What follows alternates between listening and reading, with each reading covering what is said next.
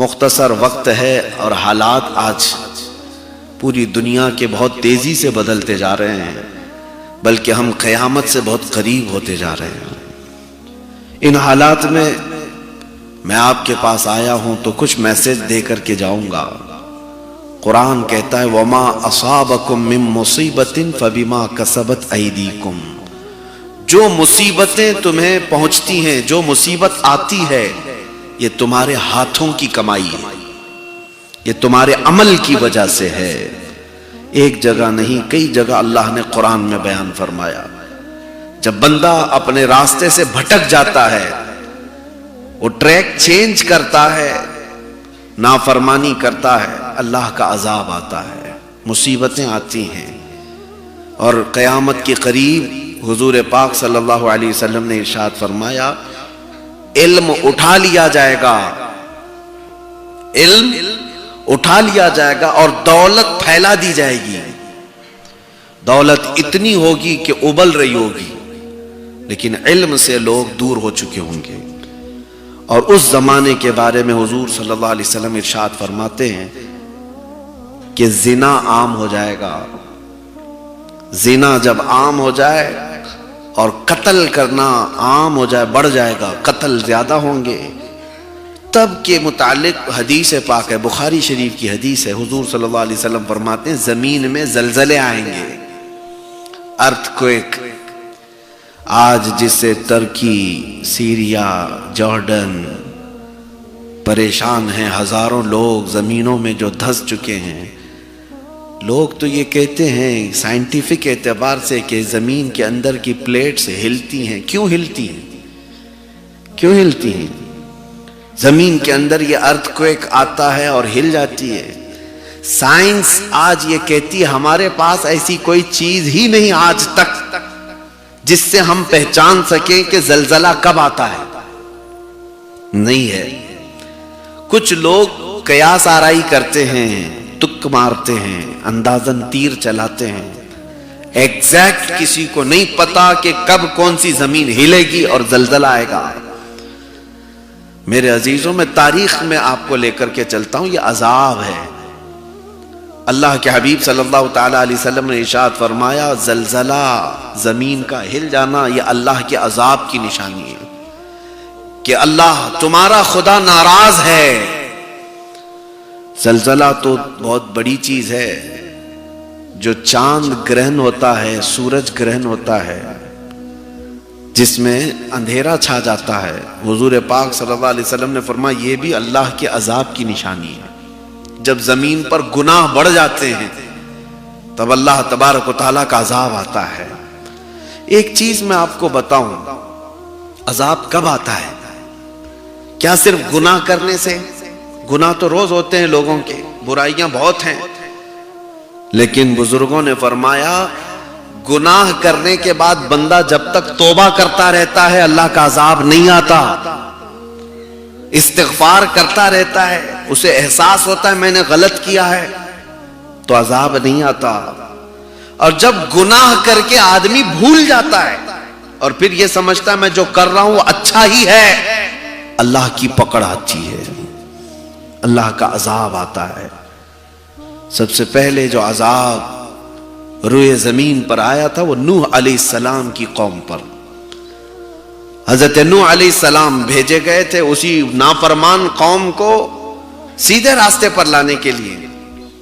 قرآن میں ہے قالوا یا نوح قد جادلتنا فاکثرت جدالنا فأتنا بما تعیدنا ان کنت من الصادقین۔ لوگ کہتے تھے، جھگڑا کرتے تھے حضرت نوح علیہ السلام سے کہ آپ ہمیشہ ہمیں ڈراتے ہیں کہ اللہ کا عذاب آئے گا، اللہ کا عذاب آئے گا، لا کے دکھاؤ عذاب کیسا ہوتا ہے۔ نبی کو انہوں نے جھٹلایا، چیلنج کیا کہ لا کے دکھاؤ عذاب کیسا ہوتا ہے۔ تب رب تبارک و تعالیٰ کی بارگاہ میں حضرت نوح علیہ السلام نے عرض کیا رب انی مغلوب فانتصر، اے اللہ اب تو اپنی مدد نازل فرما، میں مغلوب ہو گیا ہوں۔ اور سورہ نوح میں اللہ فرماتا ہے فَفَتَحْنَا عَلَيْهِمْ أَبْوَابَ السَّمَاءِ بِمَاءٍ مُنْهَمِرٍ وَفَجَّرْنَا الْأَرْضَ عُيُونًا فَالْتَقَى الْمَاءُ عَلَى أَمْرٍ قَدْ قُدِرَ۔ اللہ فرماتا ہے ہم نے پورے آسمانوں کے دروازے کھول دیے، زمین کو پھاڑ دیا، پانی اوپر سے بھی برستا تھا، نیچے سے بھی نکلتا تھا، اور اتنا پانی کہ پورے زمین کا کوئی پہاڑ بھی باقی نہیں تھا، سب ڈوب چکے تھے۔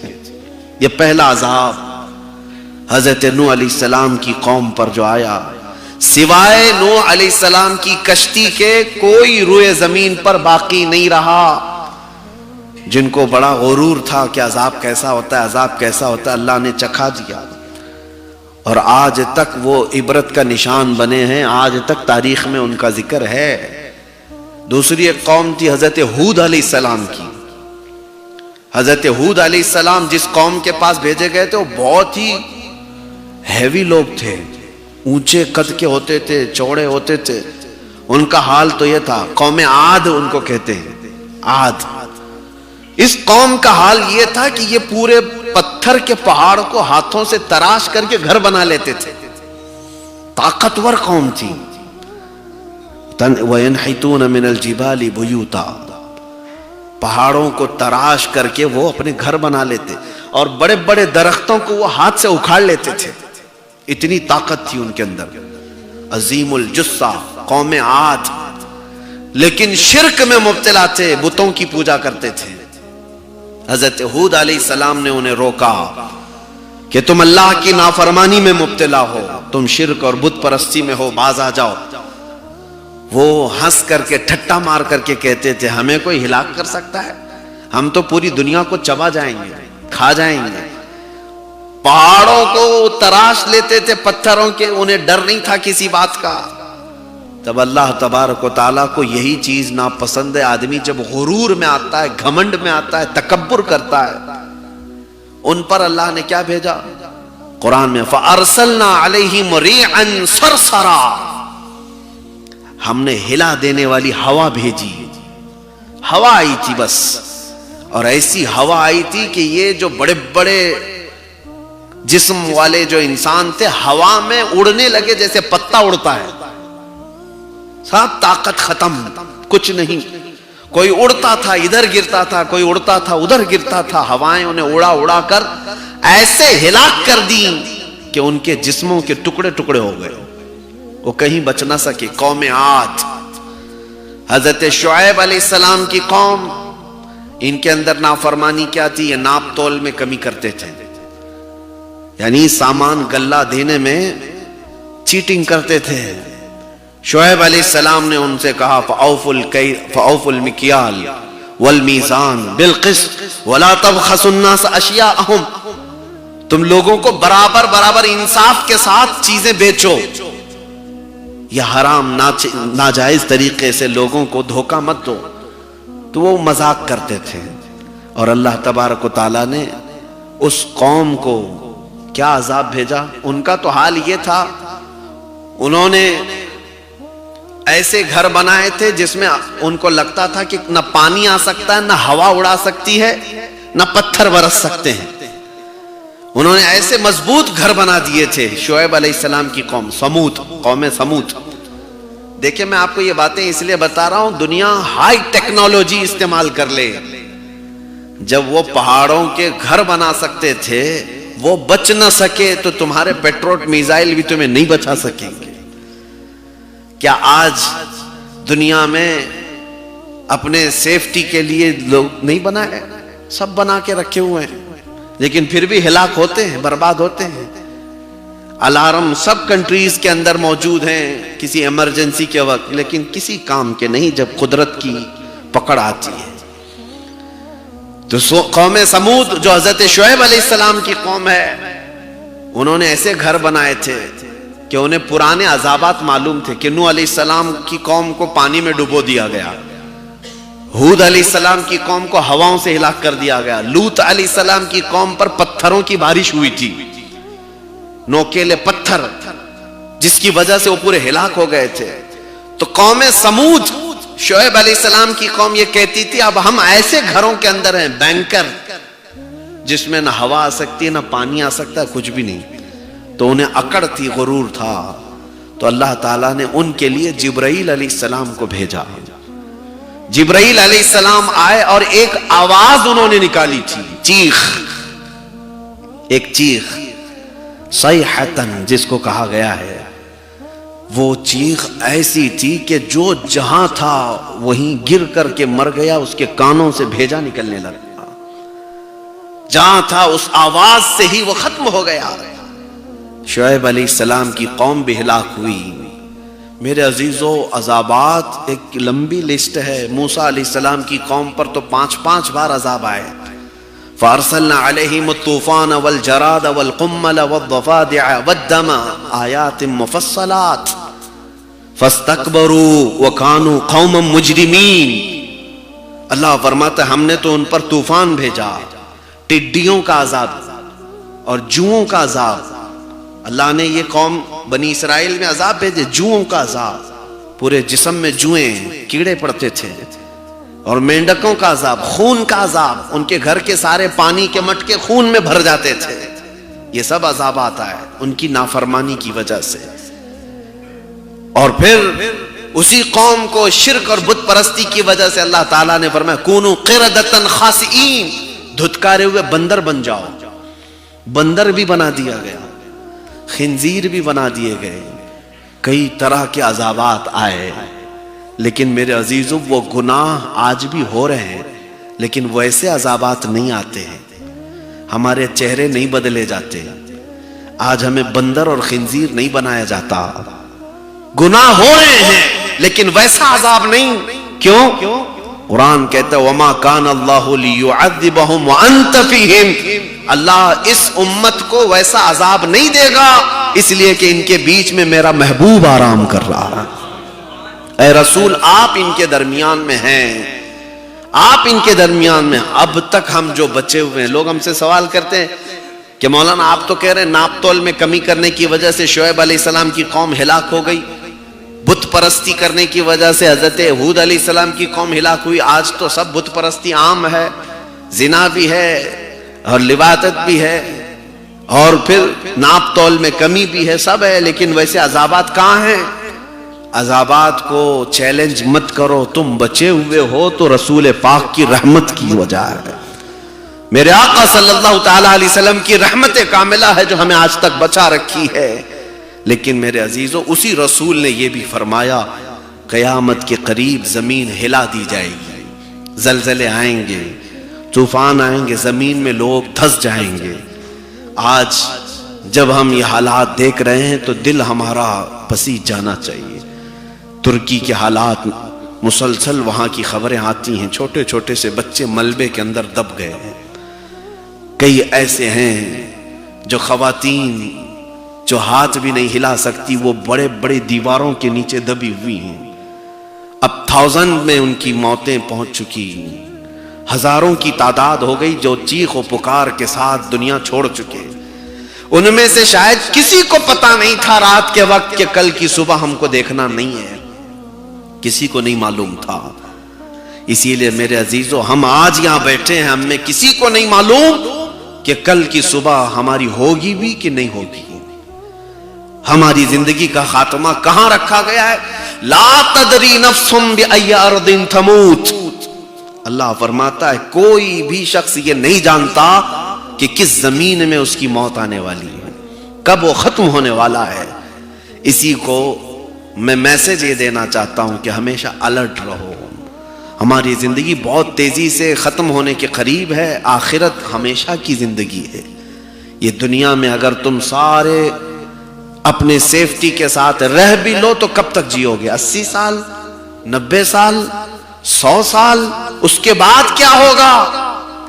مرنا ہے، جانا ہے، اللہ کی بارگاہ میں حساب ہونا ہے، اور وہ حقیقت کی زندگی وہ ہے ایک بار جو جنت میں چلا گیا وما ہم بخارجین منہا، اللہ فرماتا پھر اس سے کوئی نہیں نکالا جائے گا، وہ ہمیشہ کی زندگی ہے۔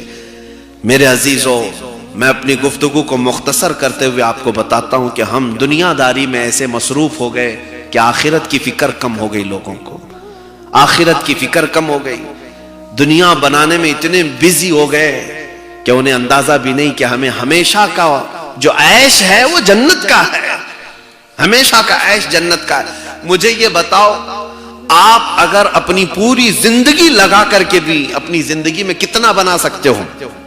کتنا بنا سکتے ہو؟ کتنے بڑے محل بناؤ گے؟ آپ پرائم منسٹر بن جاؤ، پریزیڈنٹ بن جاؤ، دنیا کے ریچسٹ پرسن بن جاؤ، کتنا بنا لو گے؟ یہ بھاگ دوڑ تو ہم دیکھ رہے ہیں دنیا کی، آج کوئی فرسٹ نمبر پر ہے، کل کوئی سیکنڈ نمبر پر آ جاتا ہے، وہی کبھی گر کر کے پھر نیچے چلا جاتا ہے۔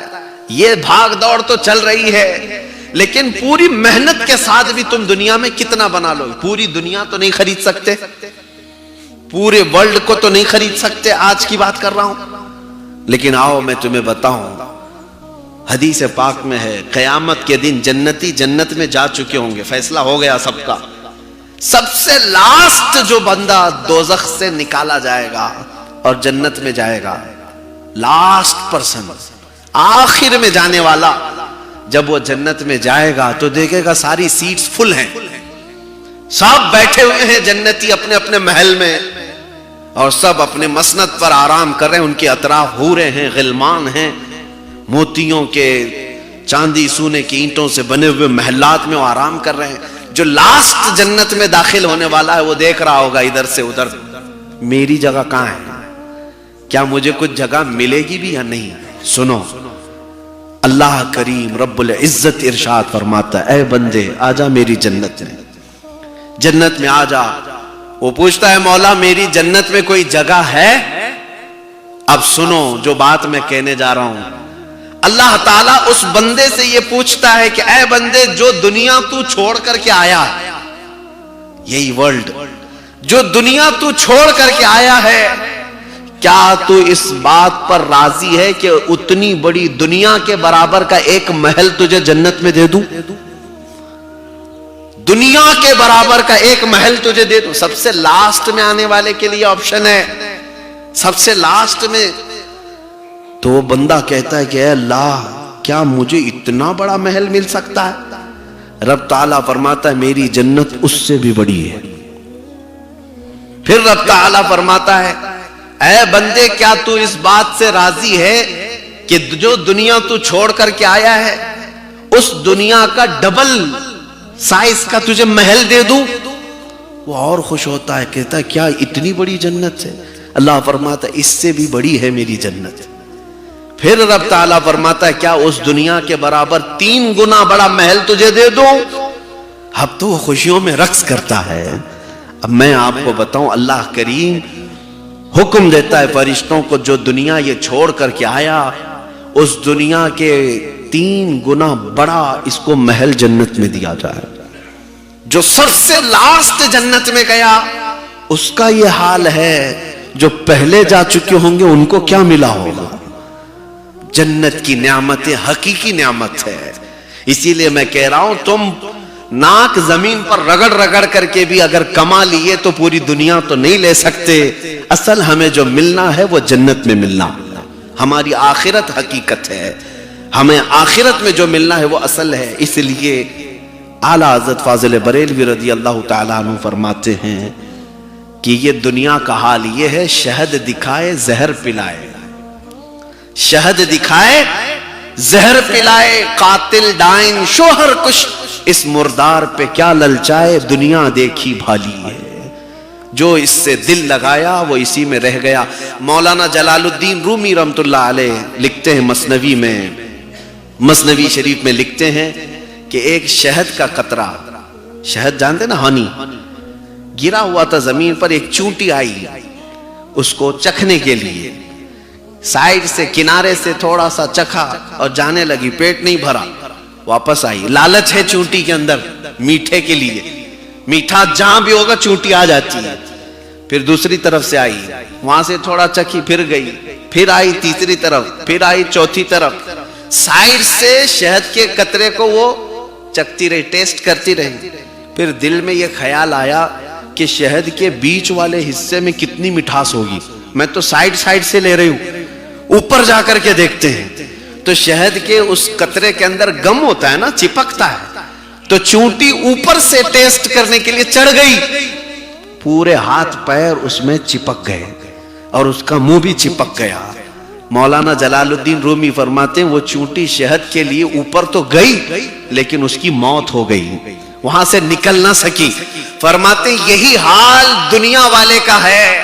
کبھی وہ سوچتا ہے تھوڑا مال یہاں سے لے لو, تھوڑا مال یہاں سے لے لو, لیتا لیتا لیتا پھر وہ سوچتا ہے بڑے بڑے لوگ جو بنگلوں میں فخر کرتے ہیں وہاں کیسا ٹیسٹ ہوگا, وہاں جا کے دیکھتا ہوں.